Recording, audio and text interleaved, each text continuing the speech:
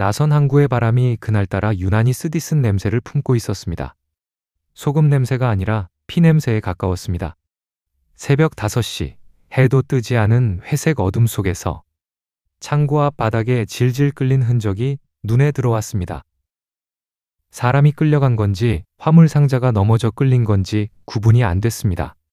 하지만 더 이상했던 건 그 긴 자국을 따라가도 발자국이 하나도 없었다는 사실입니다. 철수동무, 거기 뭐 있습니까? 등 뒤에서 누가 부르는 듯해 돌아봤지만 아무도 없었습니다. 바람이 만든 착각이라 생각하며 다시 안쪽을 살피려는 순간 창고 문이 끼익하고 혼자 열렸습니다. 창고 안은 텅 비어 있었습니다. 어젯밤까지 우리가 직접 옮겼던 화물 상자들, 세 사람이 달라붙어야 움직일 만큼 무거운 상자들이 20개 넘게 통째로 사라졌습니다. 나는 그 순간 직감했습니다. 이건 단순한 도둑질이 아니라고요. 사람 몇 명이 밤새 들고 나갈 수 있는 양이 아닙니다. 흔적까지 지워진 걸 보면 누군가 의도적으로 흔적을 없앤 겁니다. 그럼에도 하나만 남아 있었습니다. 창고 벽에 손바닥으로 훑은 듯한 희미한 글씨 하나. 그림자. 처음엔 누군가 장난친 줄 알았습니다. 하지만 며칠 뒤 저는 깨달았습니다. 그 글씨가 실종된 동료 박인호가 마지막으로 남긴 신호였다는 것을. 그리고 그때부터 저는 이미 그들의 눈앞에서 움직이고 있었다는 사실을 알게 됐습니다. 나선에서 살다 보면 어느 순간 현실과 비현실의 경계가 흐려집니다. 여기가 과연 북한인지 아니면 북한이 아닌 또 다른 세계인지 헷갈릴 때가 많습니다. 중국, 러시아, 북한이 맞닿은 도시. 단속과 밀수, 명령과 거래, 감시와 방임이 동시에 존재하는 곳. 그게 나선 특구였습니다. 저는 26에 이곳으로 흘러들었습니다. 평양 출신도 아니었고 탄광처럼 위험한 곳에서 일하던 노동자도 아니었습니다. 그저 먹고 살 길이 막힌 함경도 청년이었고 아내 뱃속엔 첫 아이가 있었습니다. 배급은 끊긴 지 오래였고 공장도 매일 문 닫는 날이 더 많았습니다. 그때 친척 하나가 말했습니다. 철수야, 나선으로 가라. 거긴 굶어 죽지는 않는다. 굶어 죽지 않는다는 말이 그 시절엔 최고급 추천이었습니다. 그렇게 저는 아내 손을 잡고 나선으로 이주했고 그때부터 화물 심부름꾼이라는 이름의 회색 직업을 시작했습니다. 처음 맡은 일은 단순했습니다. 항구로 들어오는 상자들 번호 확인하고 보관 창고까지 실어 나르고 때로는 화물 내용을 몰라도 되는 게 원칙이었습니다. 하지만 나선에서 내용을 모른다는 말은 사실 알면 다치니 모르는 척하라는 뜻이었습니다. 가끔 상자에서 새어나오는 냄새나 중국인 브로커들이 숨소리 죽이며 건네던 필체 없는 종이 조각들을 보면 이 일이 평범한 생계형 노동은 아니라는 걸 뼛속 깊이 느꼈습니다. 저는 그 불문율을 잘 지키는 편이었습니다. 그저 아내와 딸이 굶지 않게만 하면 됐으니까요. 딸 혜진이가 태어나 처음으로 옥수수를 배부르게 먹고 잠들던 얼굴을 본 순간 저는 결심했습니다. 무슨 일이 있어도 나선에서 버틴다. 하지만 나선은 생각보다 더 복잡했습니다. 항구 주변엔 중국 상인들이 북적였고 가로등이 꺼진 골목에서는 러시아어 욕설이 들렸습니다. 북한 보위부 차량은 아무 때나 나타났다가 아무 말 없이 사람을 데려가고 사라지기도 했습니다. 이곳의 규칙은 명확했습니다. 묻지 말 것, 기억하지 말 것, 소문을 입 밖에 내지 말 것.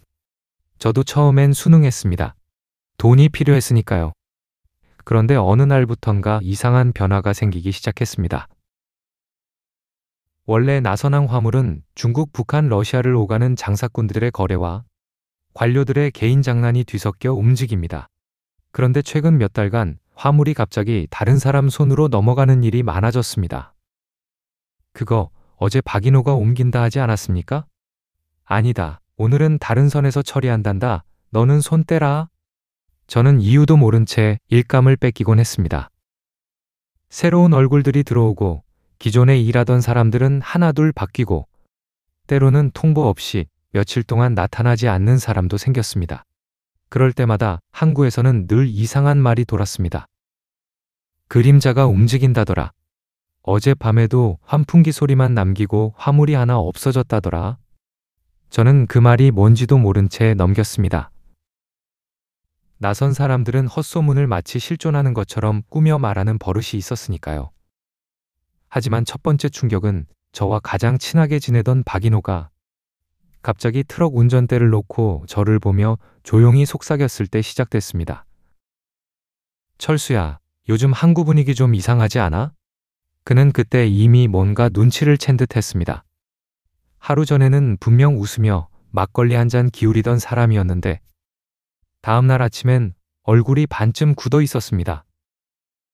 그리고 그는 제게 이상한 요청을 했습니다. 오늘 밤 혹시 내가 안 나타나면 창고 3번지 벽 쪽 한번 봐줘.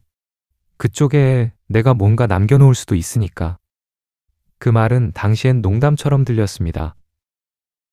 하지만 지금 돌이켜보면 그가 이미 무언가에 쫓기고 있었다는 뜻이었습니다. 그날 밤 박인호는 끝내 나타나지 않았습니다. 그 후로 나선의 공기가 바뀌었습니다. 눈에 보이지 않는 무언가가 움직이고 있었고 저는 점점 그 중심으로 다가가고 있다는 것만은 확실히 느껴졌습니다. 저는 그때 알았습니다. 이건 단순한 일거리의 변화가 아니라 누군가가 판을 새로 짜고 있는 신호라는 것을. 그리고 그 판의 한가운데 제가 발담그고 있다는 사실을 너무 늦게 깨달았습니다. 박인호가 사라진 다음 날부터 나만의 느낌일까요?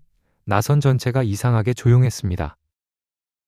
아무 일도 없었다는 듯 사람들은 일하러 나오고 화물차도 제 시간에 항구 앞을 오갔습니다. 하지만 이상하게 눈빛들이 달라져 있었습니다. 마치 말하지 못하는 무엇을 모두가 알고 있는 듯한 그런 불편한 공기였습니다. 저는 그 아침부터 불길한 느낌을 지울 수 없었습니다. 특히 창고 주변을 둘러보는 보위부 군인들의 동선이 평소와는 전혀 달랐습니다. 원래는 보는 척만 하는 형식적인 감시였는데 그날은 진짜로 사람들 얼굴을 하나하나 확인하고 있었습니다. 머릿속에 자꾸 박인호의 마지막 말이 떠올랐습니다. 혹시 내가 안 나타나면 3번지 창고 벽 쪽 한번 봐줘. 그 말을 들었을 땐 그가 그냥 자리를 옮기려는 줄만 알았습니다. 하지만 그건 분명 SOS였습니다. 점심 무렵 저는 일부러 사람들 시선을 피하며 3번지 창고 뒤편으로 갔습니다. 바람이 세게 불어 눈을 뜨기도 힘들 정도였습니다. 잡초가 얼어붙은 틈 사이로 벽을 살피던 순간 손가락에 거친 감촉이 닿았습니다. 페인트가 벗겨진 벽면에 손가락으로 급히 긁어 적은 듯한 글씨. 그림자. 이번엔 글씨 옆에 작은 방향 표시처럼 보이는 화살표가 그려져 있었습니다. 그 화살표 방향을 따라가자 창고 뒷문 아래에 조그만 종이 쪽지가 끼워져 있었습니다. 종이는 이미 눈에 젖어 반쯤 번져 있었지만 가까스로 읽을 수 있었습니다. 뒤를 조심하라. 안 보는 것들이 있다. 저는 그 문장을 읽는 순간 숨이 턱 막혀왔습니다. 안 보는 것들이 있다? 보이는 게 아니라 보이지 않는다는 뜻인가? 보위부도 브로커도 아닌 다른 누군가가 있다는 말인가? 그때 문득 발 뒤꿈치에 축축한 기분이 느껴졌습니다. 누군가 제 뒤에 서 있었습니다. 숨이 멎는 줄 알았습니다. 그대로 굳어버린 채 천천히 돌아보니 보위부 여성 간부 강혜순이 서 있었습니다. 새파란 눈초리와 검은 외투, 그리고 아무 감정도 없는 얼굴. 철수 동무, 여기서 뭐합니까? 그녀의 목소리는 차가웠습니다. 저는 최대한 평정심을 가장하며 대답했습니다. 바람이 좀 세서 잠깐 나왔습니다. 강혜수는 제 손에 쥐어있던 젖은 종이를 본 듯 눈빛을 잠깐 좁혔습니다. 그러나 아무 말도 없이 가까이 다가오더니 제 귀 가까이에서 낮게 속삭였습니다. 동무는 지금 아무것도 보지 않은 겁니다. 알겠습니까? 그 말은 명령인지 충고인지 분간이 안 갔습니다. 하지만 분명하게 느껴졌습니다. 그녀도 무언가를 알고 있다는 것. 그리고 저에게 입 다물라고 경고한다는 것. 그녀가 돌아선 후에도 한참을 그대로 서 있었습니다. 바람이 불었지만 등줄기에서 식은땀만 흘렀습니다. 그날 오후부터 항구는 더 이상 예전의 항구가 아니었습니다. 중국 브로커들은 유난히 말이 없었고 러시아 선원들은 술에 취해도 절대 항구 근처를 벗어나지 않았습니다. 누구도 이유를 말하지 않았지만 모두가 긴장하고 있는 건 똑같았습니다. 그리고 그 긴장감은 그날 밤 확실한 징조로 바뀌었습니다. 새벽 1시쯤 저는 항구 근무를 마치고 집으로 걸어가는 중이었습니다. 그때 멀리서 트럭 한 대가 엔진 소리를 죽인 채 항구 쪽으로 천천히 들어왔습니다. 차량 앞 유리에 가려진 검은 피복 때문에 운전자가 보이지 않았습니다. 트럭은 화물 컨테이너 사이로 들어가 불빛 아래 멈춰 섰습니다. 누군가 내리는가 싶었지만 문이 열리지 않았습니다. 그런데 컨테이너 안쪽에서 움직임이 들렸습니다. 저는 숨을 죽였습니다. 트럭 안에서 물건을 싣는 소리라기엔 너무 조용하고 사람이 움직이는 소리라기엔 너무 기계적이었습니다. 철제 무언가가 끌리는 듯한, 바닥을 긁는 듯한 소리. 그리고 그와 동시에 그 컨테이너 반대편에서 또 다른 사람이 모습을 드러냈습니다. 그 사람은 마치 트럭이 오는 걸 이미 알고 있었다는 듯 컨테이너 옆에서 기다리고 있었습니다. 그리고 둘은 서로 말 한마디 없이 그 어둠 속에서 똑같은 방식으로 고개를 들었습니다. 그때 저는 알았습니다. 이 사람들은 보이부도, 해관 직원도, 브로커도 아니었습니다. 하지만 그들의 동작은 마치 한 팀처럼 정확했습니다. 마치 오래된 의식을 치르듯 동시에 움직였습니다. 저는 본능적으로 몸을 웅크렸습니다.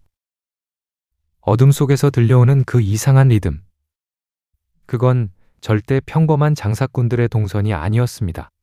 한 사람은 트럭 뒤편으로, 또 한 사람은 컨테이너 안으로 사라졌습니다. 그리고 단 3분도 안 돼 트럭은 온데간데 없이 사라졌습니다. 정적만 남았습니다. 하지만 정적 속에서 저는 누군가의 목소리를 분명히 들었습니다. 그림자는 오늘도 움직인다. 그 목소리는 분명 사람이 한 말이었습니다. 그러나 저는 그 자리에 서서도 그 목소리의 주인을 찾아볼 수 없었습니다. 사람도 발자국도 그림자 하나도 없었습니다. 그날 이후 저는 확신했습니다. 저를 감싸던 그 불길한 기운이 이제 단순한 기분이 아니라는 것을. 그리고 가장 두려운 건 그날 제가 들은 목소리가 박인호의 목소리와 너무도 비슷했다는 사실입니다. 전날 밤 들었던 그 속삭임, 바람 사이를 타고 흘러온 듯한 철수야 라는 목소리가 머릿속에서 좀처럼 떠나지 않았습니다. 특히 그 음색이 박인호와 거의 동일했다는 것이 저를 더욱 불안하게 만들었습니다. 게다가 어둠 속에서 보았던 3번지 창고 뒤편의 그림자, 화살표 표식과 젖은 쪽지. 그때는 너무 혼란스러워 그걸 정확히 본 건지도 확신할 수 없었습니다. 혹시 내가 공포에 휩싸여 없는 게 보인 건 아닐까? 그래서 다음 날 아침 항구에 출근하자마자 저는 맨 먼저 그 창고 뒤편으로 향했습니다. 확인해야만 했습니다. 그 흔적이 실제였는지 아니면 제 불안이 만들어낸 환상이었는지. 3번지 창고 뒤편에 도착하자 어젯밤과 다르게 햇빛이 벽면을 비추고 있어 더 선명하게 볼 수 있었습니다. 그런데 저는 그 자리에서 숨을 멈추고 말았습니다. 전날 보았던 그림자 화살표 아래에 새로운 긁음 자국이 추가돼 있었습니다. 마치 누군가가 밤새 다시 찾아와 표식을 덧붙여 놓은 듯 했습니다. 그리고 벽 아래에는 바람이 아니라 발끝으로 살짝 밟고 지나간 듯한 미세한 흙자국이 있었습니다. 그걸 보는 순간 전날 들었던 목소리가 환청이 아니었음을 깨달았습니다. 박인호 동무, 정말 여기 다녀간 거야? 저는 조심스럽게 중얼거렸습니다. 대답은 당연히 없었지만 주변 공기만큼은 분명 달라져 있었습니다. 누군가 방금 전까지 이곳에 있었던 것처럼. 단서가 더 있을 거라는 확신만이 내 머리를 뒤흔들었습니다. 항구에서 일하는 러시아 선원 한 명이 창백한 얼굴로 저를 불러세웠습니다. 전날 술에 취해 비틀거리던 그 사람이 이날은 유난히 진지하고 말수가 적었습니다. 그는 주위를 살피더니 더 가까이 다가와 속삭였습니다. 어젯밤 이상한 걸 봤다. 뭘 말입니까? 네 친구 이노 말이다. 검은 옷 입은 두 사람이 손짓하니 그 친구가 그쪽으로 갔다.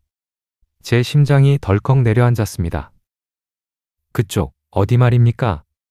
남쪽 패창고. 그리고 그는 얼굴을 굳히며 말했습니다. 기묘했어. 그 두 사람 발걸음 소리는 들리는데 그림자가 없더라. 그 짧은 말은 저를 그대로 얼어붙게 만들었습니다. 그리고 그 진술은 저로 하여금 패창고로 향하게 만든 결정적인 이유가 되었습니다. 그래서 저는 중국 선원이 말했던 그 장소, 항구 남쪽의 패창고로 향했습니다. 그곳은 항구 노동자들조차 잘 가지 않는 구역이었습니다. 창고 지붕은 반쯤 무너져 있고 벽면에는 오래된 곰팡이 냄새가 배어 있었습니다. 그런데 그 적막한 공간에서 가장 먼저 제 눈에 들어온 건 눈 위에 남아있던 흔적의 일부였습니다. 발자국은 아니었습니다. 그건 사람이 아니라 어떤 둥근 금속 물체가 굴러간 듯한 쓸림 자국이었습니다. 폭도 일정하고 깊이도 일정했습니다. 그 자국은 폐창고 안쪽으로 이어져 있다 갑자기 끊겨버렸습니다. 이해할 수 없는 일이었습니다. 사람이 끌려갔다면 발자국이나 몸부림 흔적이 있어야 합니다. 그런데 이건 규칙적인 곡률로 밀린 금속 자국, 마치 바퀴 달린 무언가가 이동한 흔적이었습니다. 그리고 바로 그 끊긴 지점에서 저는 박인호의 작업복 소매단을 발견했습니다. 찢긴 흔적은 매우 거칠었고 철제 무언가에 걸린 듯한 모양이었습니다. 그걸 손에 쥔 순간 손끝이 떨렸습니다. 인호 동무, 여기서 무슨 일이 있었던 거야? 그때 폐창고의 어둠 속에서 바람보다 느린 미세한 금속 마찰음이 들렸습니다. 끼익. 저는 뒤로 몇 발짝 물러났습니다. 누군가 있는 것 같았습니다. 하지만 아무도 보이지 않았습니다. 금속음은 사라지고 침묵만 남았습니다. 철수 동무, 여기서 또 무슨 일을 벌이고 있습니까? 등 뒤에서 갑자기 들린 목소리에 심장이 솟구치는 듯 했습니다. 돌아보니 보위부 강혜순이 서 있었습니다. 어둠 속의 그녀는 어제보다 더 예리해 보였습니다. 간부님, 여기에 무슨 흔적이 있습니다. 인호 동무가 그만하십시오. 그녀는 단호하게 제 말을 끊었습니다. 그 흔적은 동무가 볼 필요 없는 것입니다. 하지만 철수 동무, 세상에는 기록되지 않는 사건도 있습니다. 누가 오고 누가 없어졌는지조차 남기지 않는 방식으로 처리되는 사건 말입니다. 그녀는 제 손에 들린 찢어진 소매 조각을 바라보더니 조용히 말했습니다. 그것도 곧 사라질 겁니다. 말뜻을 이해하기도 전에 그녀는 마지막으로 아주 낮게 덧붙였습니다. 그리고 박인호 동무는 지금 어디에도 없습니다.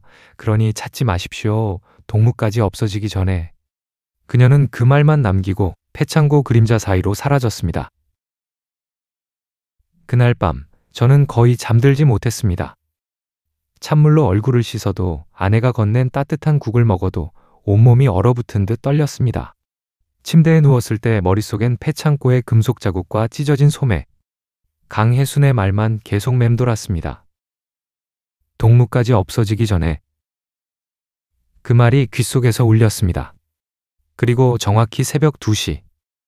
잠시 눈을 감았다가 창문 쪽에서 낮은 울음 같은 소리가 들렸습니다. 철수야. 저는 벌떡 일어나 창문을 열었습니다. 바람 소리뿐 아무도 없었습니다. 하지만 이번엔 그 소리가 더 또렷했습니다. 분명히 사람이었습니다. 그리고 그 목소리는 박인호였습니다. 그 순간 저는 깨달았습니다. 그는 사라진 게 아니라 어딘가에서 누군가에게 끌려가 지금도 살아있을 가능성이 있다는 사실을. 그리고 그 누군가는 그림자처럼 흔적을 남기지 않는 존재였습니다. 박인호의 목소리 같은 속삭임을 들은 뒤 저는 새벽까지 한숨도 잘 수 없었습니다. 그 목소리는 너무 또렷했고 단순히 바람에 실린 공명음이나 피곤한 뇌가 만들어낸 환청이라고 하기엔 너무 현실적이었습니다. 그날 아침 항구의 공기는 어딘가 더 무거웠습니다. 인부들 얼굴에는 깊은 그늘이 드리워져 있었고 중국 브로커들도 아침부터 서로 눈치를 보는 듯 했습니다. 누구도 아무 말 하지 않았지만 모두가 어젯밤 무엇인가가 있었다는 걸 알고 있는 것 같았습니다. 그런 긴장 속에서 저는 인호동무가 남긴 흔적들을 한 조각도 빠짐없이 다시 떠올렸습니다.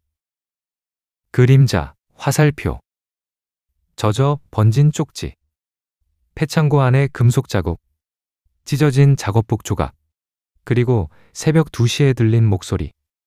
이제 이 모든 것들이 우연이나 환각이라고 할 수는 없었습니다. 그건 분명 누군가가 남긴 의도적인 흔적이었습니다. 그날 오전, 저는 인부들 몰래 박인호가 마지막으로 작업했던 구역을 살펴보기로 했습니다. 그가 평소 옮기던 화물은 항구 중앙부 12번 컨테이너 라인에 있었습니다. 낡은 컨테이너 문을 밀자 철제 힌지가 삐걱거리며 열렸습니다. 컨테이너 안은 이상하리만큼 깨끗했습니다. 바닥엔 먼지 하나 없었고 벽면도 최근에 누군가 닦은 듯 반짝였습니다. 그리고 차갑게 스며드는 날카롭고 매캐한 금속 냄새. 마치 기계 윤활유 같은 냄새가 컨테이너 안쪽에 남아 있었습니다. 이건 인호동무가 만지던 물건 냄새가 아닌데. 그가 늘 옮기던 건 식료품, 비료, 공업품 같은 일반 화물이었기 때문입니다. 윤활유 냄새가 날 이유가 없었습니다. 그러다 저는 바닥 한가운데에 아주 작은 흔적을 발견했습니다. 둥근 형태의 미세한 눌림 자국. 폐창고에서 봤던 금속 바퀴 자국과 너무도 흡사했습니다. 그 순간 제 머릿속에서 두 흔적이 하나로 이어졌습니다. 폐창고 금속 자국, 화살표, 12번 컨테이너 내부로 이어진다? 그렇다면 폐창고에서 끌려간 무언가가 이곳을 지나간 것이고 그 안에 박인호가 있었다는 결론이 나왔습니다. 컨테이너를 나왔을 때 뒤에서 누군가 제 이름을 불렀습니다. 철수동무. 돌아보니 항구 동료 장영철이 서 있었습니다. 평소 장난기 많고 뭐든 가볍게 넘기던 형철 동무가 이날만큼은 표정이 굳어 있었습니다. 어디 들어갔다 나오는 겁니까? 저런 컨테이너는 보이부 허가 없인 들어가면 안 됩니다. 그냥 정리할 게 있어서. 형철은 주변을 한번 훑어보고 제게 가까이 쏠리더니 작은 목소리로 말했습니다. 철수야, 너도 들었지? 뭘 말이야? 어젯밤 목소리 말이다. 저는 몸이 굳었습니다. 형철이 그런 이야기를 할 거라곤 전혀 예상하지 못했습니다. 너도 들었다는 거야? 응, 너희 집 쪽에서 희미하게 들렸다. 누굴 부르는 목소리. 남자였어. 그런데 이상한 건 그는 말을 멈추고 주변을 다시 살피더니 더 낮게 속삭였습니다. 그 목소리 전에도 들었어. 전에도? 형철은 고개를 끄덕였습니다.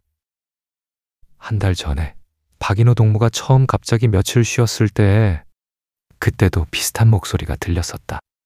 저는 숨이 턱 막혔습니다.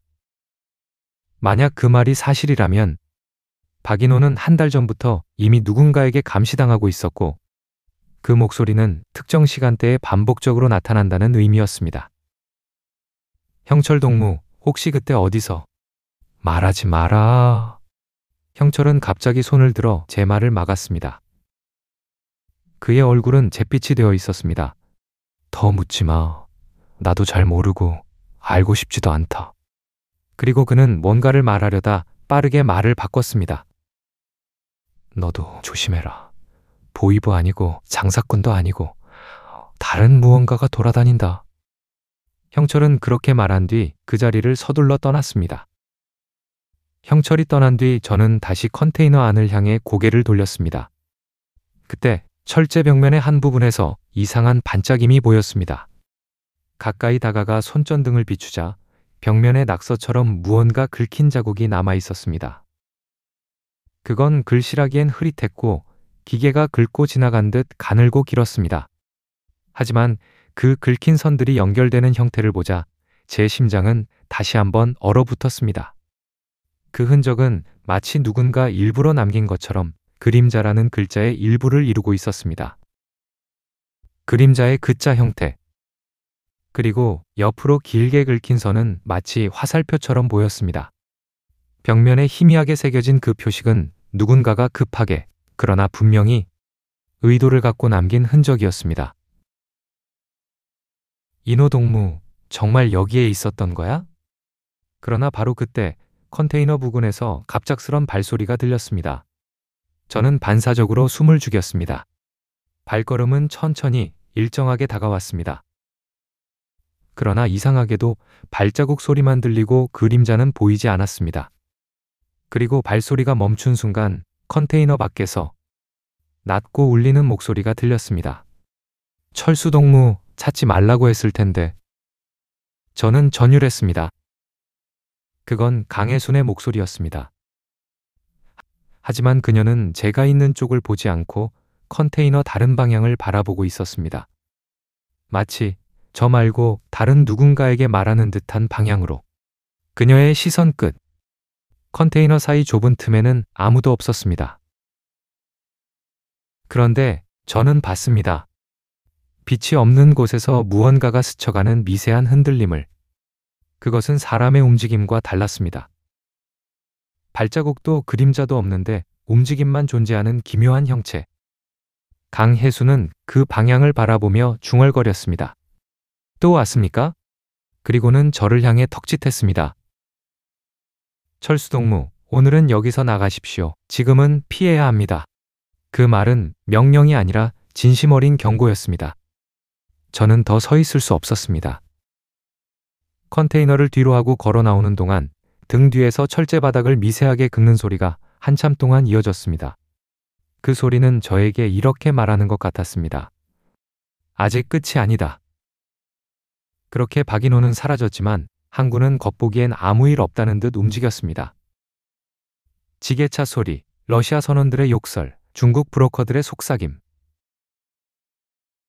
모두 평소처럼 이어졌습니다. 하지만 저는 알았습니다. 분명 뭔가 달라졌다는 걸. 사람들의 눈빛이 달랐습니다. 낮에는 떠들던 사람들이 저녁만 되면 서둘러 집으로 들어가고, 항구 근처 골목에서 장사하던 중국인들도 해가 지면 발빠르게 철수했습니다. 그리고 그 사이에서 낯선 소문이 퍼지기 시작했습니다. 그림자를 봤다더라. 그 말이 귓가를 스칠 때마다 저는 3번지 창고 뒤편에서 본 박인호의 흔적이 떠올랐습니다. 점심 무렵 저는 일부러 인부들 몇 명에게 말을 꺼냈습니다. 요즘 항구가 좀 조용하지 않습니까? 그러자 다들 주변을 먼저 살피고 마치 입을 맞춘 듯 짧게 대답했습니다. 몰라요. 그냥 조심해야 됩니다. 말하지 마시오. 대답은 짧았지만 그들의 표정이 말해줬습니다. 뭔가 알고 있다는 걸. 그날 오후 러시아 인부 안드레이가 저를 조심스럽게 불렀습니다. 철수, 너 인호 찾고 있지? 저는 놀라 그를 바라봤습니다. 어떻게? 어젯밤 봤어. 너무 조용했거든. 그런데 누가 있었어? 누가요? 안드레이는 목소리를 낮췄습니다. 그림자. 저는 등골이 싸늘해졌습니다. 그게 사람이었습니까? 사람 같았어. 그런데 움직임이 이상했어. 그리고 주변에서 아무 말도 안 하더라고. 다들 본 척을 안 해. 그 말투는 농담처럼 들리지 않았습니다. 그날 밤 중국 브로커 장회의가 저를 부두구석으로 불렀습니다. 철수동무, 너 요즘 너무 다닌다. 많이 묵고 다니면 위험하다. 저는 바로 물었습니다. 박인호 동무, 대체 누가 데려간 겁니까? 그러자 장회의는 담배를 한 모금 깊게 빨고 매우 무거운 표정으로 말했습니다. 그림자 장사꾼, 너 그거 한 사람이라고 생각하지? 아닙니까? 그는 고개를 세게 저었습니다. 한 명이 아니야. 얼굴도 이름도 소속도 매번 달라. 그들은 한 사람이 아니라 여러 사람이 쓰는 하나의 그림자다. 저는 말문이 막혔습니다. 그게 무슨... 너희 북한 간부들도 끼어 있고 중국 측도 있고 러시아 쪽도 섞여 있어. 서로 거래하면서 같은 신분을 공유하는 거지. 신분을 공유한다고요? 그래, 누가 나타나든 그 이름을 쓰면 전부 같은 사람 취급을 받는 거야. 저는 숨이 턱 막혔습니다. 그렇다면 박인호가 사라진 밤에 본 두 사람, 그리고 폐창고 앞의 움직임도 모두 한 사람처럼 보이지만 사실은 여러 명일 수 있다는 뜻이었습니다. 다음 날 보위부 차량이 항구 입구에 3대나 들어왔습니다. 강혜순 간부도 그 가운데 있었습니다. 평소보다 더 예리한 눈빛으로 인부들의 얼굴을 하나하나 확인했습니다. 그리고 제 앞을 지나칠 때 아무도 들을 수 없는 목소리로 중얼거렸습니다. 철수동무, 그림자를 쫓지 마십시오. 그건 사람을 잡아먹는 이름입니다. 저는 침을 삼키며 물었습니다. 이미 늦은 것 아닙니까? 해순 간부는 대답하지 않았습니다. 단지 제 가슴께를 아주 잠시 바라보았을 뿐이었습니다. 그리고 그녀는 보이부 차량 뒤편에서 어떤 철제 상자를 확인하고 사라졌습니다. 그날 밤 저는 장회의가 말해준 내용을 정리했습니다. 그림자 장사꾼은 특정 인물이 아니다. 여러 간부 브로커 군부가 번갈아 사용. 같은 신분명, 같은 암호. 사라진 화물들이 그 신분을 거쳐 다시 사라짐. 실종자들은 대부분 잊혀진 사람들. 그리고 마지막 문장.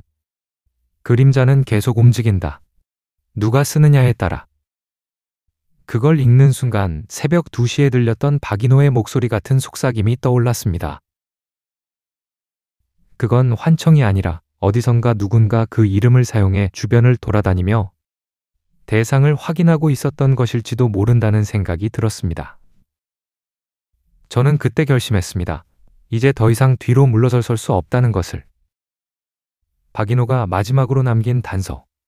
그림자, 화살표, 쪽지.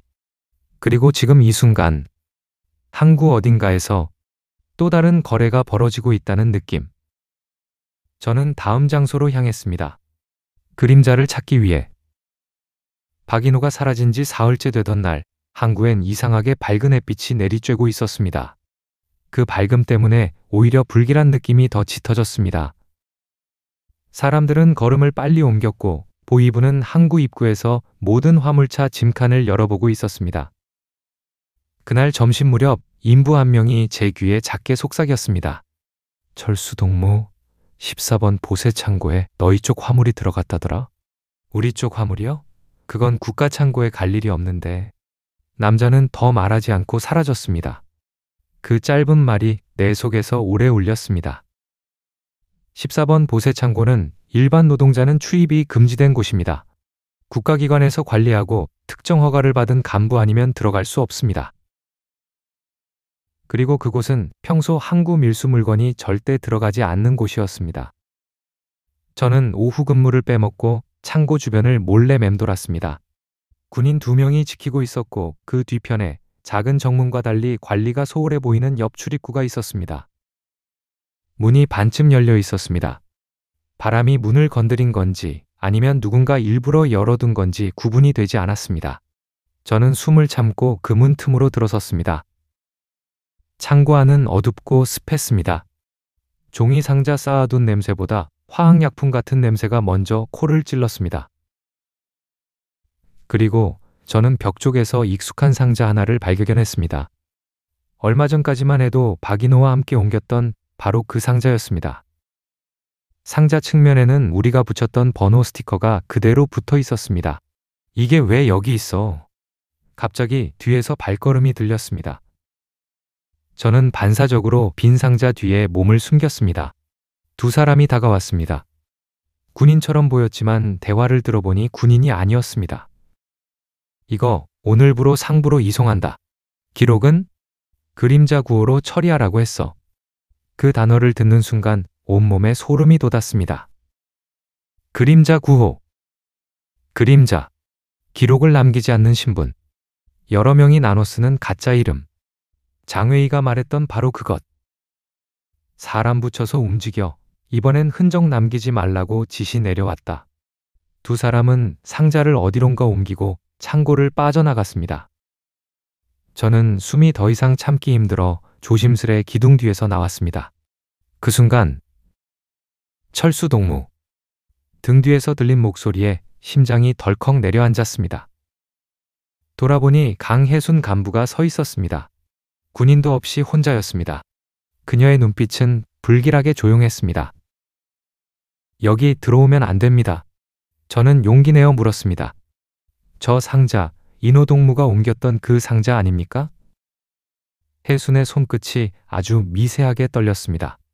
철수동무, 이제 그 이름을 함부로 부르지 마십시오. 그게 무슨... 여기서 본 건 잊어야 합니다. 잊지 않으면 동무도 같이 사라집니다. 저는 더 이상 참지 못하고 소리쳤습니다. 도대체 왜 인호가 사라진 겁니까? 그림자가 뭡니까? 그림자 구호가 뭐냐고요? 해수는 입술을 세게 깨물며 고개를 숙였습니다. 그리고 아주 천천히 말했습니다. 그림자라는 이름은 실제로 존재하는 사람이 아닙니다. 뭐라고요? 누군가가 그 이름을 쓰기 시작하면 그 이름으로 기록된 모든 행동은 개인이 아니라 체계가 한 것으로 남습니다. 그녀는 제 귓가에 더 가까이 와서 속삭였습니다. 그림자는 한 명이 아니라 여러 명이 공유하는 얼굴입니다. 심장이 얼어붙는 느낌이었습니다. 박인호 동무는 그 이름에 들어갔습니다. 그럼 살았습니까? 해수는 잠시 말이 없었습니다. 말하기 어려운 진실을 억지로 끌어올리는 표정이었습니다. 살아있을 수도 있고 없을 수도 있습니다. 그게 무슨 말입니까? 그 이름에 들어간 사람은 존재가 지워집니다. 누가 데려갔는지, 어디로 갔는지, 어떤 이유로 움직였는지 아무도 기록을 남기지 않습니다. 그녀는 조용히 말했습니다. 그래서 그림자입니다. 해수는 제 손에 작은 종이 하나를 쥐어줬습니다. 이건 내가 보여줄 수 있는 전부입니다. 종이에는 단 하나의 줄만 적혀 있었습니다. 2014년 1월 18일 그림자 9호 보세창고 14이동. 박인호가 사라지기 이틀 전 날짜였습니다. 그리고 그 그림자 9호 옆에는 작게 적힌 메모가 있었습니다. 추적 대상 1명 포함. 저는 정신이 아득했습니다. 해순 간부, 추적 대상이 누구입니까? 해수는 말없이 저를 바라보다가 고개를 아주 천천히 젓고는 돌아서 걸어 나갔습니다. 문을 나서기 직전 그녀는 마지막으로 한마디만 남겼습니다. 철수동무, 이제 그만 돌아가십시오. 동무 이름도 곧 그 문서에 적힐 수 있습니다. 그녀가 사라지고 저는 텅 빈 국가창고 안에 혼자 남았습니다. 손 안의 종이가 식은땀에 젖어 구겨지고 있었습니다. 그때 깨달았습니다. 그림자를 추적하는 건 사라진 박인호를 찾는 일이 아니라 내가 지워지는 길이라는 것을.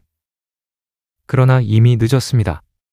저를 향한 시선이 분명히 어디선가 느껴졌습니다.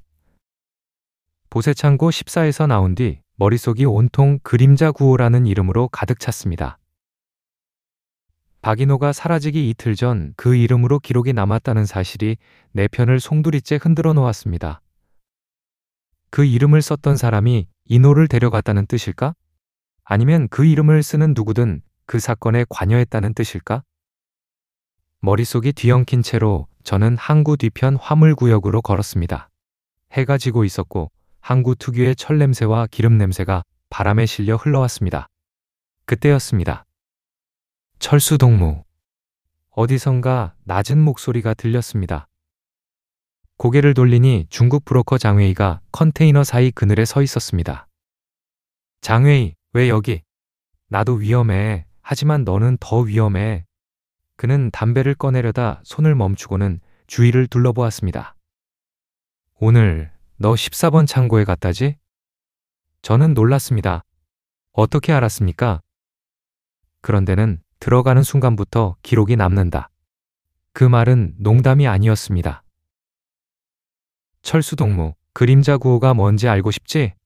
저는 숨을 삼켰습니다. 그건 그룹이야. 한 명이 아니라? 한 명일 수가 없어. 몇 년 전부터 북한 쪽, 중국 쪽, 러시아 쪽 고위층 몇 명이 같은 신분을 번갈았어. 그럼 누가 뭘 해도 모두 그림자 9호라는 이름으로 남습니까? 장회인은 고개를 끄덕였습니다. 그래서 추적이 불가능하지. 일을 맡는 사람은 계속 바뀌는데 기록엔 하나로 남으니까. 저는 숨이 멎는 것 같았습니다. 그럼 박인호를 데려간 것도 그중 누군가가 아니라 여러 명의 합작일 수도 있지. 그 말에 다리가 풀릴 뻔했습니다. 장회인은 내 표정을 보고 잠시 침묵하더니 바지 주머니에서 작은 종이를 꺼냈습니다. 이거 너만 보라. 종이에는 러시아어로 된 짧은 문장이 적혀 있었습니다. 컨테이너 47-B 새벽 1시 40분. 이게 뭡니까? 어제 러시아 선원 중 한 명이 너 친구처럼 보이는 남자를 컨테이너 47-B 쪽으로 끌고 가는 걸 봤대. 저는 즉시 입술이 말라붙었습니다. 확실합니까? 여기선 확실한 게 없어. 하지만 그 선원은 일부러 내게 이걸 건넸어. 왜요? 장웨이는 낮게 웃었습니다. 너희 북한 간부들 중 누군가는 너에게 이걸 알려주길 바라는 거지. 보위부? 보위부만 있는 게 아니야. 나선에는 다른 부서가 있다. 그 말이 뼈처럼 박혔습니다. 무슨 부서입니까? 장웨이는 고개를 저었습니다. 너는 모르는 게 좋아. 하지만 한 가지만 기억해. 그는 목소리를 낮추었습니다. 그림자를 쓰는 사람들은 각자 나라가 달라도 같은 상부에서 지시를 받는다. 상부? 그래, 여기서 이 일이 벌어지면 북한도 중국도 러시아도 서로 책임을 미루고 그 이름 뒤에 숨지. 저는 믿기 어려웠습니다. 그렇게 큰 조직이 왜 박인호 같은 노동자를 데려갑니까? 장애인은 제 눈을 똑바로 보며 말했습니다. 철수동무, 그 친구는 운 나쁘게 끼어든 거야. 무슨? 네 친구가 옮기던 상자, 그 안에는 너희가 아는 물건이 아니었다. 제 심장이 내려앉았습니다. 그럼 뭡니까?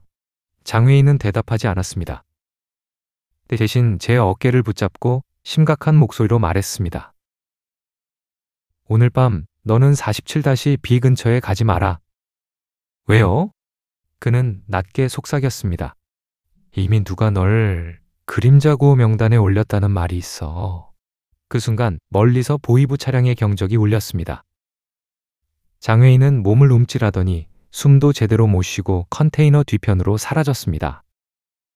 저는 한동안 그 자리를 떠나지 못했습니다. 47-B, 새벽 1시 40분, 그림자 구호 명단, 그리고 가장 무서웠던 말.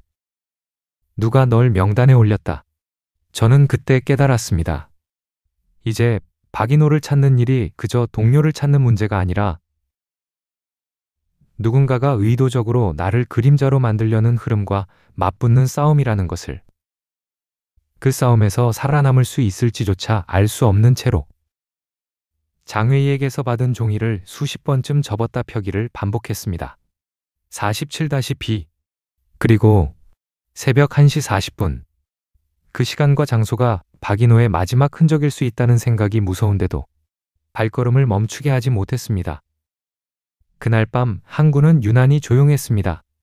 파도 부딪히는 소리조차 기계음처럼 일정하게 들릴 만큼. 저는 47-B 컨테이너가 있는 남쪽 화물구역으로 걸어갔습니다. 그곳은 평소에도 밝은 조명이 거의 없고 새벽이면 순찰조차 잘 돌지 않는 곳이었습니다. 컨테이너 번호들이 주황색 페인트로 희미하게 남아 있었고 멀리 47-B 글자가 보이자 가슴이 쿵 하고 내려앉았습니다. 컨테이너 앞바닥에는 박인호가 일하던 날과 비슷한 희미한 끌린 자국이 있었습니다. 사람이 끌린 건지 무거운 화물 상자가 이동한 건지 헷갈릴 정도의 자국. 하지만 이번엔 그 자국 끝에 2개의 발자국이 남아 있었습니다. 발자국이란 이곳에서 드문 일이었습니다. 항구 노동자들은 작업화 때문에 대부분 흔적이 일정한데 이 발자국은 그보다 훨씬 날씬하고 가벼웠습니다. 마치 군화도 작업화도 아니라 그런 흔적을 남기지 않는 신발 같았습니다.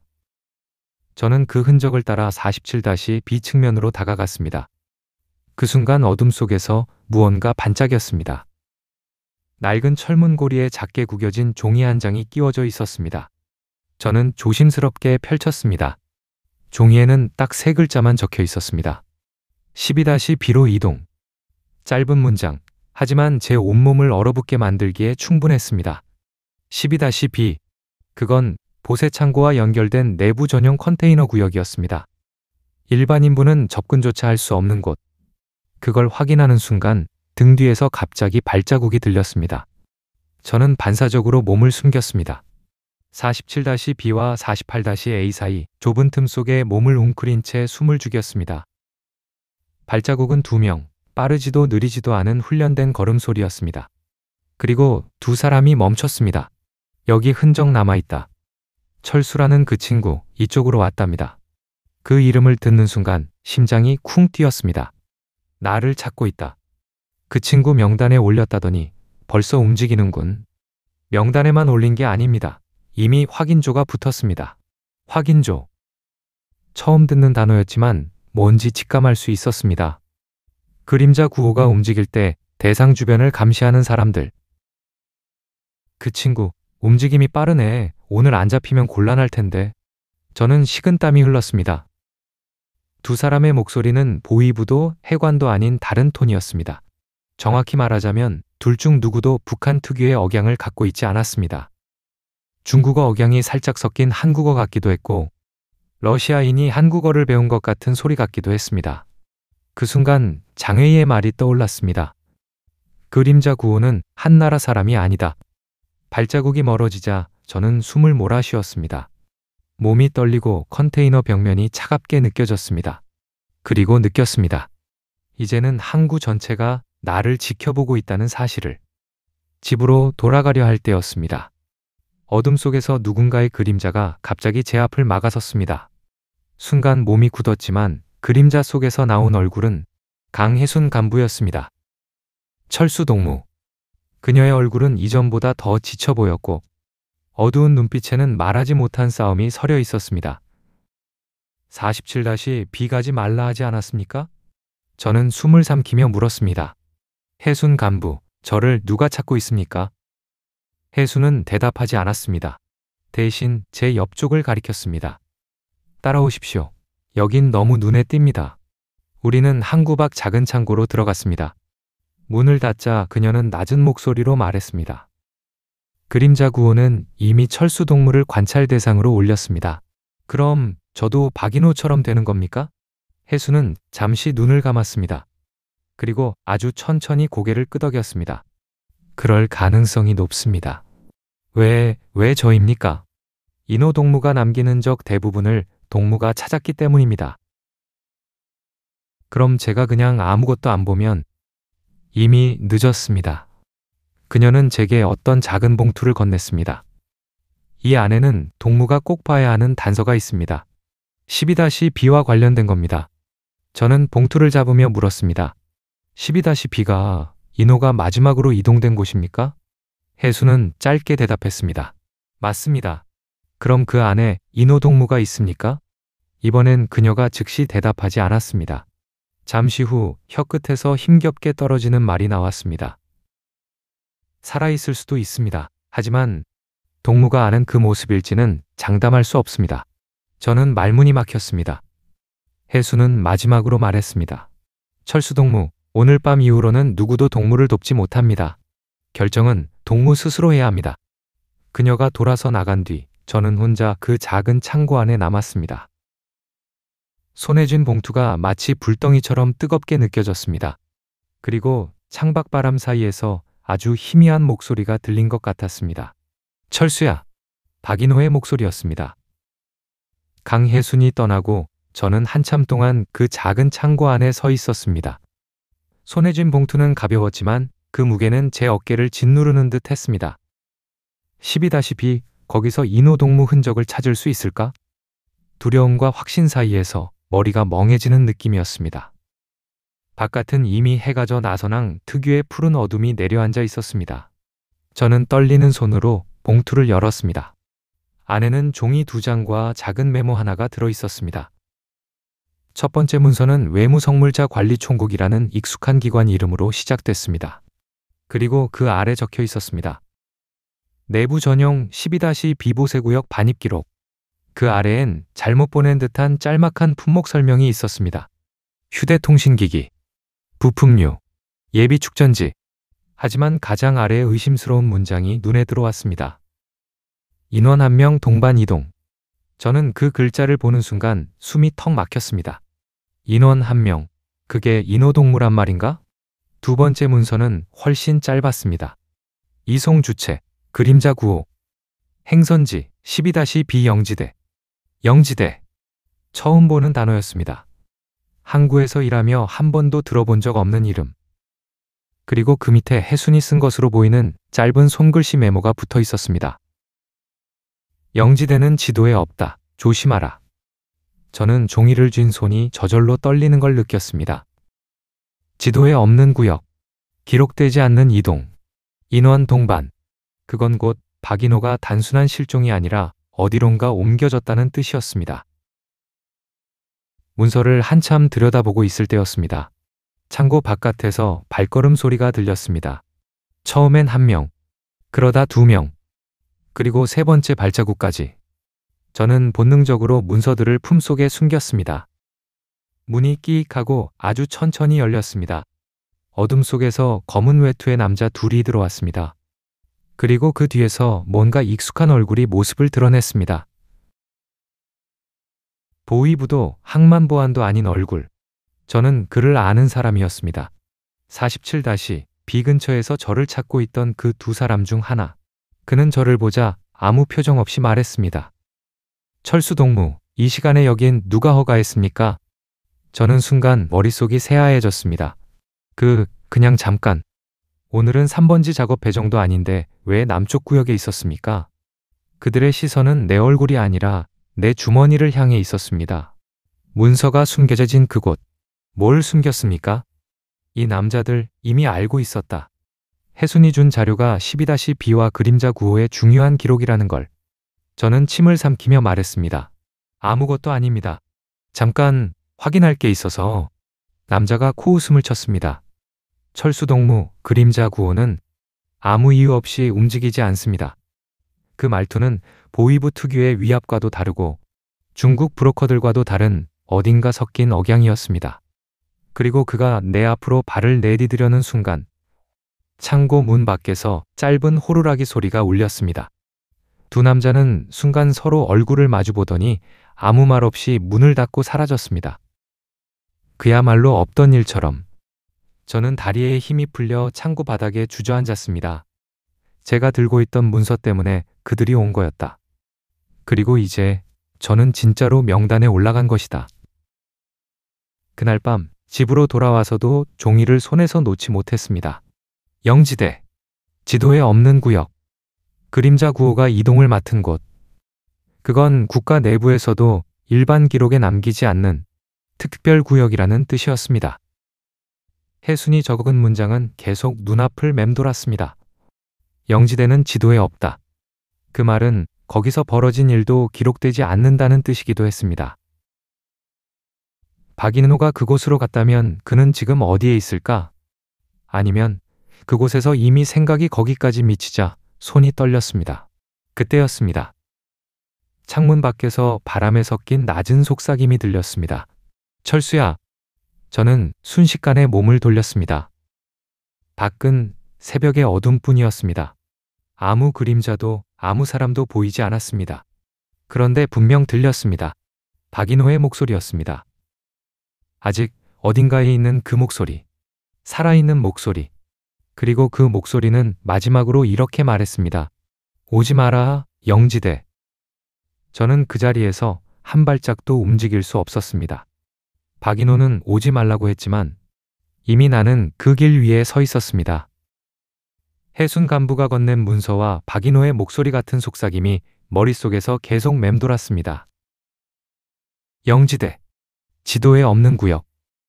그곳으로 향하는 경로가 12-B에 있다는 사실은 저를 더 이상 물러서지 못하게 만들었습니다. 그날 밤, 저는 평소보다 훨씬 늦은 시간까지 항구 주변을 돌았습니다. 순찰조차 드문 어둠이 길게 드리워진 시간만을 기다렸습니다. 그리고 시계를 확인했습니다. 01시 37분. 장회의가 말했던 인호가 이동된 시간. 그래서 저도 그 시간대를 골랐습니다. 이제는 되돌아갈 수도 멈출 수도 없었습니다. 12-B는 일반 컨테이너 구역과 달리 군용 철문으로 막혀 있었습니다. 문 앞에는 군인 대신 이름 없는 경비원 2이 서 있었습니다. 둘 다 북한 특유의 억양이 아닌 목소리로 속삭이며 무전을 하고 있었습니다. 경로 3번 확인, 대상은 움직임 없음. 영지대 이동은 새벽 2시에 시작한다. 저는 어둠 속에 숨어 숨을 죽였습니다. 문 옆에는 조그만 빛이 깜빡였고 그러다 갑자기 철문이 칙 하고 열렸습니다. 지게차 한 대가 담요 같은 걸 씌운 짐을 싣고 나오는 순간이었습니다. 그 순간 저는 지게차 밑을 타고 흐르는 그림자를 보고 2 눈이 크게 떠졌습니다. 그건 사람의 그림자가 아니었습니다.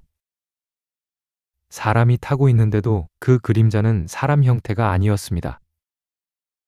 마치 무너져 흐르는 잉크처럼 기이한 굴절을 이루고 있었습니다. 저는 그 장면을 본 순간 확신했습니다. 그림자 장사꾼은 사람이 아니라 사람들이 만들어낸 신분 그 자체라는 것을. 그 신분을 사용하는 사람은 여럿이라 그 그림자는 일정하지 않은 것이다. 지게차가 멀어지자 문이 완전히 닫히기 전 저는 그 작은 틈으로 몸을 밀어 넣었습니다. 안으로 들어서자 춥고 습한 공기가 밀려왔습니다. 12-B는 단순한 보세 창고가 아니었습니다. 벽을 따라 배치된 서류함, 철제 보관함, 그리고 번호가 적힌 이동식 컨테이너들이 가지런히 놓여 있었습니다. 그리고 그중 한 컨테이너에서 희미하게 들리는 소리가 있었습니다. 철수야.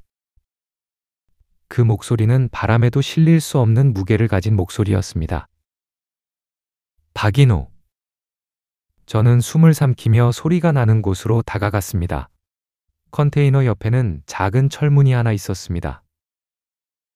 섭씨 영화의 냉기 같은 바람이 문 아래 틈에서 새어나왔습니다. 철문 위에는 흰 페인트로 영지대 출입금지라고 적혀 있었습니다. 영지대, 정말 존재하는 곳이었다. 그 순간 뒤에서 누군가의 목소리가 들렸습니다. 철수동무, 여긴 들어오면 안 되는 곳입니다. 또다시 강혜순 간부였습니다. 그녀는 비명을 삼킨 사람처럼 숨이 가빴고 얼굴은 새벽바람만큼이나 창백했습니다.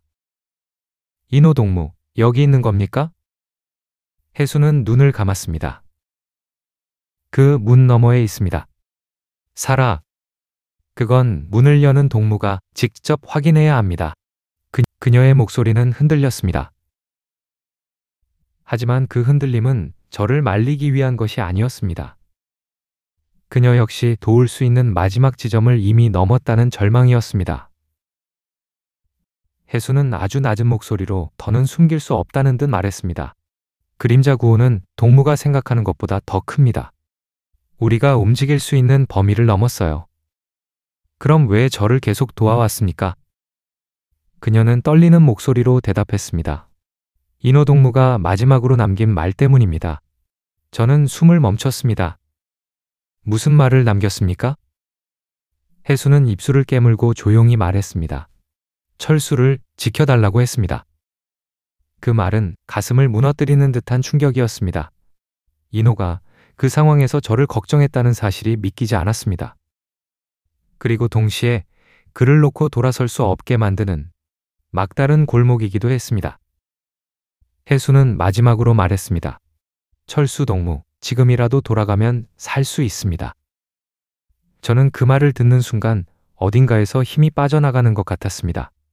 살 수 있다. 하지만 그럼 박인호는? 그리고 그림자 구호에 기록된 나라는? 이름은? 저는 숨을 깊게 들이쉬었습니다. 그리고 철문 손잡이에 천천히 손을 올렸습니다. 저는 여기서 멈출 수 없습니다. 혜수는 그 말에 아무 대답도 하지 않았습니다. 다만 떨리는 목소리로 마지막 한마디만 남겼습니다. 철수동무, 문을 여는 순간 돌아갈 길은 없습니다. 저는 고개를 끄덕였습니다. 그리고 철문을 밀었습니다. 찰칵. 철문이 잠금에서 풀리는 소리가 정적 속에 울렸습니다. 철문 안쪽은 기대했던 것보다 훨씬 더 좁고 어두운 복도였습니다. 왜인지 몰라도 온도는 바깥보다 몇 도는 더 낮게 느껴졌습니다. 숨을 들이쉴 때마다 찬 공기가 폐를 긁는 것 같았습니다. 그리고 그 어둠 속에서 한 남자의 목소리가 들렸습니다. 철수야. 그건 틀림없이 박인호의 목소리였습니다. 저는 본능적으로 이름을 불렀습니다. 인호 동무, 여기 있습니까? 대답 대신 복도 끝에서 희미한 금속 굴러가는 소리가 들렸습니다. 그 소리는 누군가 발이 아닌 무거운 수레 같은 걸 옮기는 소리였습니다. 저는 그 소리를 따라 조심스레 다가갔습니다. 영지대라는 이름에 비해 이곳은 생각보다 단순한 구조였습니다. 벽면에는 아무 표식도 없었고 문도 단 한 개뿐이었습니다. 그리고 그 문 위에는 작게 적힌 글씨 하나가 있었습니다. 물자 보관실 3. 너무 평범해서 차라리 그게 더 무서웠습니다. 저는 문손잡이를 잡았습니다. 손이 떨렸습니다. 그리고 문을 열었습니다. 방 안은 작은 전등 하나가 천장에 매달려 있어 연한 노란빛이 어둠 속을 힘겹게 밀어내고 있었습니다.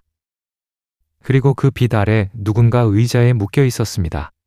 작업복, 낯익은 뒷모습, 삐져나온 검은 머리카락. 저는 그 자리에서 숨이 멈췄습니다. 인호동무? 그 몸이 아주 천천히 고개를 들었습니다. 눈 아래에는 며칠을 못 잔 사람처럼 시커먼 그림자가 드리워져 있었고 입술은 말라붙어 있었습니다.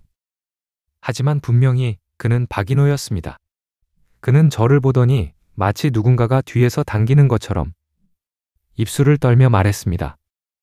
철수야, 도망가라. 저는 앞으로 달려가 그의 팔을 잡았습니다. 인호동무, 여기서 어떻게? 누구한테? 왜? 그는 고개를 저었습니다. 말할 힘이 거의 없어 보였습니다. 말할 수가 없어. 듣고 있어. 그 말과 동시에 방 안 구석에서 무전기 같은 소리가 치직하고 들렸습니다. 저는 본능적으로 뒤돌아봤습니다. 구석엔 작은 감시기기가 설치되어 있었습니다. 누군가 이 방을 지켜보고 있었습니다. 무전기에서 낯선 목소리가 들렸습니다. 철수 동무, 이 방에 들어올 줄 알았습니다. 저는 그 목소리가 47-B 근처에서 들었던 그 이상한 억양의 남자라는 걸 즉시 알아차렸습니다. 그림자 구호는 대상을 선택하면 기록하지 않습니다. 동무가 뭘 하든 우리 기록에는 남지 않습니다. 그 말은 내 존재마저 지울 수 있다는 뜻이었습니다. 철수 동무, 지금 선택하십시오. 그 목소리는 마치 누군가가 제 귀에 직접 속삭이는 것처럼 가까웠습니다. 박인호를 데리고 나가면 동무도 삭제 대상이 됩니다. 저는 숨을 크게 들이쉬었습니다. 그럼 어떻게 해야 합니까? 무전기 너머의 남자가 짧게 웃었습니다. 그냥 아무것도 보지 말고 아무것도 듣지 마십시오. 그 순간 박인호가 갑자기 제 소매를 움켜잡았습니다. 철수야, 여기서 얼른 나가. 안 그러면 너까지 사라진다. 그 목소리는 살기 위한 마지막 발악처럼 흔들렸습니다. 저는 인호의 손을 잡고 울컥하며 말했습니다. 그럼 인호 동무는 어떻게 되는 겁니까? 그는 고개를 떨어뜨리며 거의 들리지 않는 목소리로 말했습니다. 난 이미 명단에 들어갔다. 그 말은 마치 사형 선고 같았습니다. 너라도 살아라. 그때 방 밖에서 발걸음 소리가 들렸습니다. 단단한 바닥을 군화 아닌 신발이 두드리는 소리. 저는 들고 있던 의자를 움켜쥐었습니다. 도망칠 곳도 없고 숨을 곳도 없었습니다. 문이 열릴 것 같아 숨조차 멈췄습니다. 그리고 발걸음은 문 앞에서 멈추더니 더 이상 움직이지 않았습니다. 누군가 문 너머에서 우리를 듣고 있다는 느낌만이 잔혹하게 남았습니다. 인호는 힘없이 고개를 돌려 나를 똑바로 바라보았습니다. 처음 보는 눈이었습니다. 철수야, 내가 부탁한다. 말만 해. 내가 어떻게든 나를 여기서 끝내줘. 그 말은 제 심장을 송곳으로 찌르는 듯 했습니다. 이대로 두면 난 그림자가 된다. 그 순간 방천장의 전등이 깜빡였습니다. 무전기에서 다시 목소리가 들렸습니다. 자, 선택하십시오, 철수동무. 저는 손이 떨려 아무 말도 할 수 없었습니다. 그러다 인호가 마지막으로 말했습니다. 부탁이다. 나는 그의 눈을 보고 알았습니다. 그가 겪은 공포는 어떤 인간도 견딜 수 있는 것이 아니었고 그는 이미 너무 많은 걸 봤습니다. 그의 손을 잡은 손이 더 이상 내 손이 아닌 것처럼 떨렸습니다. 그리고 전등이 완전히 꺼졌습니다. 방은 어둠 한 줌만 남긴 채 완전히 사라졌습니다. 그 어둠 속에서 나는 결정을 내렸습니다. 방바닥 위에서 무언가 부딪히는 작은 소리만이 잠시 들렸을 뿐입니다. 그리고 아무 말도 아무 울음도, 아무 소리도 들리지 않았습니다. 얼마 후 저는 영지대 문 밖으로 나왔습니다. 어둠 속에서 누가 문을 닫아 주었는지 잘 기억나지 않습니다. 그저 문이 닫히는 순간 어딘가에서 낮고 차가운 목소리가 들렸습니다. 기록에서 삭제하라. 저는 어둠 속으로 걸어 나왔습니다. 발걸음 하나하나가 살아있다는 감각인지, 죽은 것인지조차 알 수 없는 채로. 그리고 그날 이후 나선항엔 박인호라는 이름을 아는 사람이 더 이상 아무도 없었습니다. 그의 작업복도, 출입 기록도, 놀던 자리도 모두 사라졌습니다. 마치 처음부터 존재하지 않았던 사람처럼. 하지만 새벽 2시가 되면 나는 여전히 들립니다. 어디선가 아주 멀리서 바람과 함께 섞여오는 목소리. 철수야. 나는 지금도 그 목소리가 살아있는 건지, 그림자 속의 잔향인지 알 수 없습니다. 다만 한 가지는 분명합니다. 그림자 장사꾼은 지금도 움직이고 있다는 것. 그리고 그 이름은 다음엔 누구의 것이 될지 아무도 모른다는 것.